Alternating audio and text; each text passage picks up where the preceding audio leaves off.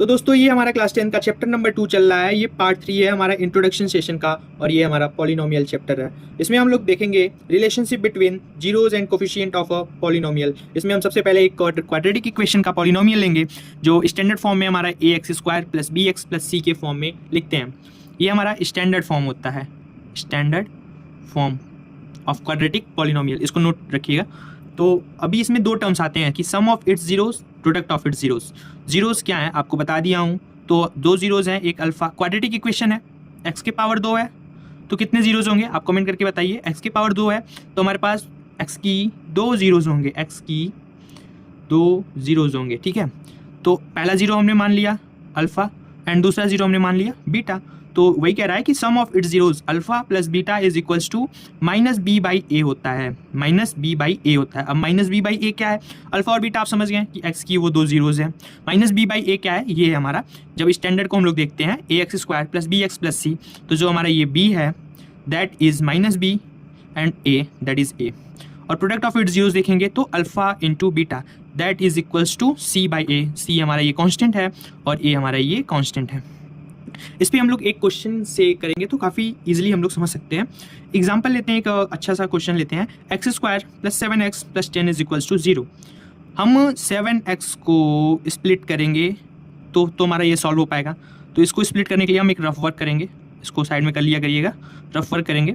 इसको करने के लिए 10 इंटू ये फर्स्ट टर्म को लेते हैं 10 इंटू x², सो 10x²।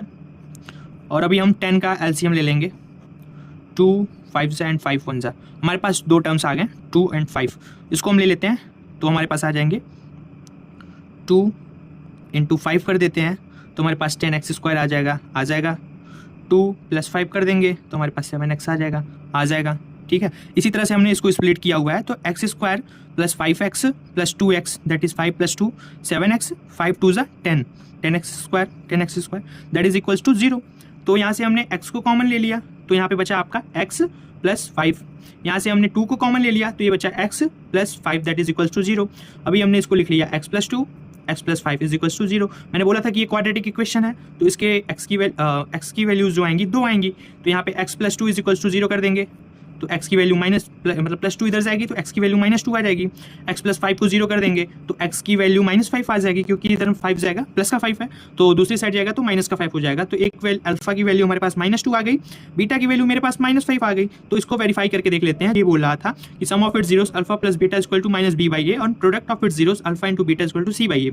इसको हम वेरीफाई करके देख लेते हैं। तो sum of its zeros alpha plus beta is equal to -b/a, -2 alpha की वैल्यू थी हमारे पास, यहाँ से हमने ले ली अल्फा की वैल्यू -2 प्लस ब्रैकेट हम बीटा की वैल्यू -5 ले लेते हैं इज इक्वल्स टू -7, माइनस में b है तो माइनस लिख लिया। b की वैल्यू हमारे पास है 7 तो 7 ले लेंगे और a की वैल्यू जो है हमारे पास है 1, कुछ नहीं है तो इसका मतलब 1 है तो हम 1 ले लेंगे। -5 प्लस माइनस होता है एंड माइनस प्लस होता है तो हो गया हमारे पास 5 + 2 7, माइनस का 7 आएगा, ठीक है। माइनस का 7 इधर आ जाएगा और माइनस का 7 इधर आ गया, 1 का कोई वो रहता नहीं तो ये हमारा वेरीफाई हो गया। अभी हम देख लेते हैं product of its zeros. Product of zeros देख लेते हैं, जो ये बोल रहा था कि alpha into beta is equal to c/a। Alpha हमारे पास -2 है इंटू -5, जब मल्टीप्लीकेशन करते हैं माइनस का तो वो प्लस हो जाता है, माइनस प्लस 2 5 = 10। और हमारे पास c/a, c हमारा क्या है 10 है और a हमारा 1 है तो 10/1 सो 10 इज इक्वल टू 10। अब मिलते हैं एक नए सेशन में, थैंक यू।